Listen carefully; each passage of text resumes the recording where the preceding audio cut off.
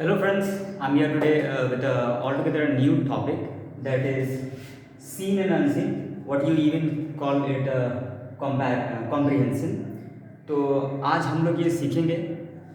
ठीक है, सबसे पहले कॉम्प्रिहेंशन का मीनिंग आप लोगों को बता देते हैं। व्हाट डज इट मीन्स, मतलब क्या है। It has been derive from the word comprehend. ये कॉम्प्रिहेंड शब्द से आया हुआ अपभ्रंश शब्द जिसको वो कहते हैं। कॉम्प्रिहेंड शब्द का मतलब क्या होता है, इसका मतलब होता है समझना। जो चीज़ दिया हुआ उसको मोटा मोटी पता कर लेना कि है क्या है। तो देखो, मगर किसको समझे, ये जो नया व्यूअर्स है उन लोग के मन में एक सवाल आएगा कि किसको समझे। तो जो गिवन पैसेज आपको ऊपर पैसेज दिया रहेगा उस पर आंसर सारा सॉल्व करना है। सो सबसे पहले इसका थोड़ा सा इंट्रो दे देगा आपको। It is the ability to understand and use what we read. It also involves analyzing and understanding words, ideas and sentences. ये इससे आपका एग्जामिनर क्या देखेगा, आपका सक्षमता देखेगा कि आप रीड करके उसको समझ पा रहे हैं कि नहीं पा रहे हैं। ठीक है, और ना कि सिर्फ उसको समझ पा रहे हैं, तो उसका एप्लीकेशन कैसे कर रहे हैं वो भी देखेगा। Analysing and understanding words, ideas and sentences, शब्दों को समझना, उसका उपयोग करना, ये सारा चीज़ देखिए। कुछ नोट करने वाली बात है, सिर्फ वर्ड का मीनिंग जानना पर्याप्त नहीं है, उसका कॉन्टेक्चुअल मीनिंग भी समझना जरूरी है। आपका सवाल सर मीनिंग तो मीनिंग होता है ना, अब ये कॉन्टेक्चुअल मीनिंग क्या होता है सर। कॉन्टेक्चुअल मीनिंग का मतलब होता है परिप्रेक्ष्य में समझना कि किस परिप्रेक्ष्य में है। We need some capital to start our business. Example देख लीजिए, हम लोग को कुछ कैपिटल चाहिए अपना बिजनेस स्टार्ट करने के लिए। कैपिटल का मतलब यहाँ पर होता है पूंजी। ठीक है, तो ये देखिए, यहाँ कैपिटल का मतलब होता है पूंजी। लामा लामा देखिए, Delhi is the capital of India. Delhi Bharat का जो राजधानी है, तो यहाँ पर जो कैपिटल आ रहा है वो राजधानी है। तो आप दोनों कैपिटल सेम है, लेकिन आपको कॉन्टेक्चुअली समझना पड़ेगा कि ये कैपिटल इस पर्टिकुलर लाइन में क्या मीन कर रहा है। ठीक है, तब जाके आप उसको कॉम्प्रीहेंड कर पाइएगा। देखिए, आइटम्स इंक्लूडेड, आपको जो पैसेज दिया रहेगा उसमें कौन कौन से सारे प्रश्न आपसे पूछे जाएंगे। सबसे पहले रीअरेंज पूछा जाएगा, फिर ट्रू फॉल्स पूछा जाएगा, कॉज इफेक्ट पूछा जाएगा, MCQ, information filling, complete the following question answers. तो ये सारी चीज़ें आपको पूछी जाएंगी और एक एक करके हम सब आपको बताएंगे कि किस तरह से सारा का टेक्निकली आप सॉल्व कर सकते हैं। तो सबसे पहले प्लीज़ प्लीज़ कहकर कुछ कहेंगे यहाँ पर। देखिए, इन सब का आंसर नहीं, क्वेश्चन खोजना है आपका सवाल। सर आंसर नहीं निकालना है, निकालना आंसर ही है लेकिन खोजना नहीं है। ठीक है ना, खोजना क्वेश्चन को है। तो देखो, मगर क्यों ऐसा क्यों कर रहे हैं। क्वेश्चन का कान पकड़ के खींचो, आंसर खुद ब खुद निकल आएगा। छोटा सा एग्जांपल आपको बता रही है, इतना बड़ा मुंडी है, आप इसको लाइएगा, देखिए कितना ताकत लग रहा है। इन कान पकड़ के टानिए, आ लग रहा है, ऐसा करके आप बोल के सीधा चल जाइएगा। तो आप क्वेश्चन का कान पकड़िएगा, आंसर खुद से बोलेगा भाई हमारे। देखो, तो मगर वो कैसे करके होगा हम आगे बताएगा। ठीक है, देखो नेक्स्ट क्वेश्चन पेपर में आपको क्या दिखेगा। सबसे पहले क्वेश्चन पेपर में दिखेगा, read the passage carefully and find the answer from it. Passage को सही से पढ़िए और आंसर निकालिए। आप ये लोग पक गए सब देखते देखते। ठीक है, अब मजा देखिए। लेकिन मैं क्या कहूँगा, मैं कहूँगा कि रीड द पैसेज को मत पढ़िए। ठीक है, आप क्वेश्चन को पढ़िए, जो आपका क्वेश्चन आया है वो रादर ज़्यादा इंपॉर्टेंट है, ना कि passage. Carefully and find the answer, इल्ले नहीं। ठीक है, आंसर नहीं, फिर से क्वेश्चन है। क्वेश्चन का क्वेश्चन का नंबर मिलेगा। रुको भाई, देखो वेयर इज इट, क्वेश्चन कहाँ है पैसेज में वो देखना है आपको। देखिए, मैं फिर से कुछ कह रहा हूँ, अगर कोई वर्ड का मीनिंग टफ लगे तो इग्नोर कर दो। तुम्हारा सवाल, सर तो फिर मार्क्स कैसे मिलेगा, अगर इग्नोर कर देंगे तो कुछ हार्ड मीनिंग है, मार्क्स कैसे मिलेगा। मैं हूं ना, बता रहा हूँ। देखिए, पैसेज में लिखा हुआ है, रियाज वॉइस इज मेस्मराइजिंग। रिया का आवाज़ जो है मेस्मराइजिंग है, एकदम मदहोश कर देने वाला आवाज़ है। फॉर एग्जाम्पल, आपको मेस्मराइजिंग का मतलब नहीं पता, तो इसके पता किए बगैर भी आप इसका जो पर्टिकुलर सवाल पूछा ना उसका आंसर दे सकिएगा। ये ज़रूरी नहीं इसका मीनिंग लिखा है। कभी कभी क्या होता है, आप लोग रीड करते करते टफ मीनिंग आया तो आप लोगों को लगता है जाप होगा, आप तो सॉल्व में होगा, हाथ पाँव फूलने लगता है। लेकिन ऐसे डरने का कोई बात नहीं। देखिए, रिया का आवाज़ है, बस खाली आप इतना तो ट्रांसलेशन कर लीजिएगा ना, पर्याप्त है। इतना तो उम्मीद आप लोग कर ही रहिएगा। अगर मान लीजिए इतना नहीं कर सक रहे ना, get back to class KG में, वापस केजी में जाओ। whose voice is mesmerizing, मान लीजिए इस तरह से प्रश्न आया, तो आपको यहाँ पर रियाज वॉइस इज मेस्मराइजिंग करना पड़ेगा यहाँ पर। ठीक है, तो मेस्मराइजिंग का मीनिंग नहीं करने से भी आपका आंसर मोटा मोटी कर देगा। अच्छा, लेकिन हम एक बात ज़रूर बोलेंगे, ये तो हम बोल रहे शॉर्टकट कमज़ोर स्टूडेंट लोग के लिए, लेकिन ना ये ठीक है, नंबर लाने के लिए ठीक है, but being good is not good enough, ये पर्याप्त नहीं है। You have to know the meaning, आपको ये वोकैबुलरी में आना ही चाहिए। अगर आप डिजर्व कर रहे हैं 80% 90% तो उसके बगैर नहीं होगा वो, सॉरी। देखो सबसे पहला आइटम रीअरेंज करेंगे। रीअरेंज में ना उल्टा पुल्टा करके आपको नंबर दिया रहेगा, आपको उसको सीरियल वाइज में करना है, कौन सा पहला कौन सा दूसरा है। देखिए ये पूरा पैसेज है, हम पढ़ रहे हैं अंटार्कटिका इज, हम पगला है पूरा पढ़ेंगे ये हट, इसके पढ़े बगैर भी हमको एक एक आंसर राइट करके निकाल के दिखा रहे हैं, ठीक है, वही ट्रिक है, वही सिखाना था। देखिए सबसे पहले रीअरेंज में इस तरह से आपको सवाल पूछा जाएगा, टक टक टक टक करके ऐसा करके सवाल रहेगा, और यहाँ पर आपको उसका जो सही नंबरिंग है वो बैठाना है। ये उल्टा पुल्टा करके बैठा हुआ है, जैसे कि मान लो रामायण लिखा हुआ तो पहले बोल रहा है पहले रावण वध हो गया, उसके बाद सीता जी छोटी थी, तो उल्टा पुल्टा करके ना आपको सीरीज में बोलना पड़ेगा, पहले सीता जी छोटी थी एक्सेट्रा एक्सेट्रा इस तरह से। देखिए थोड़ा देर पहले प्लीज लगा के क्या बोले थे, don't find the answer, find the question. Answer खुद ब खुद बोलेगा, भाई हम इधर है, भाई हाथ उड़ा के बोलेगा, भाई हम इधर है। देखो Antarctica has no trees and bushes, try first of all always remember one thing, try to find out a single word which has not been used anywhere else but only once in one place. Hindi है बोल रहे हैं, एक ऐसा शब्द ढूंढ के दिखाना जो पूरा प्रश्न में कहीं नहीं है, बस एक ही जगह इस्तेमाल किया हो, वहीं तुमको आंसर मिलेगा।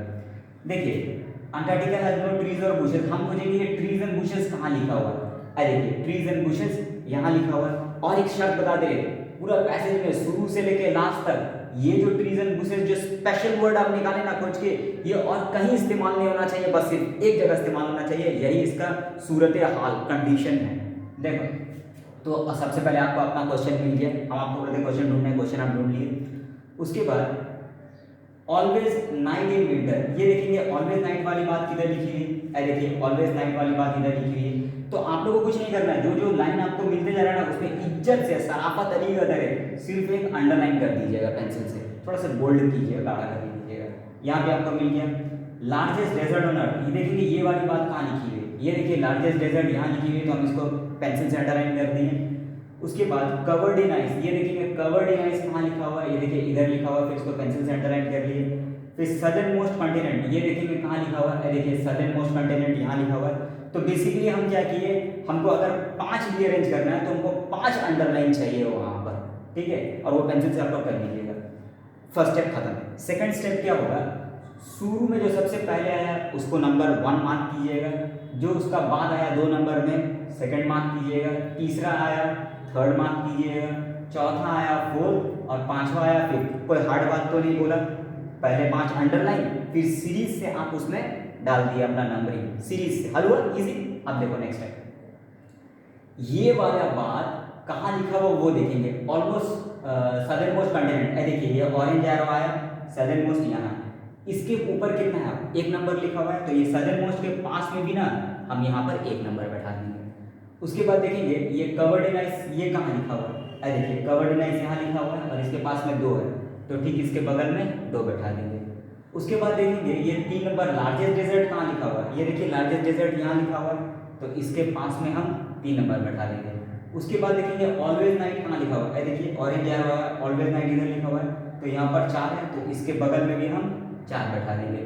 उसके बाद हम देखेंगे नो ट्रीज एंड बुशेस कहाँ लिखा हुआ है, देखिए ट्रीज एंड बुशेस यहाँ लिखा हुआ है, तो इसके बगल में हम लोग 5 बैठा देंगे। आपका आंसर क्या हुआ, 5 4 3 2 1, इस तरह से आपका रीअरेंज हो गया, ठीक है।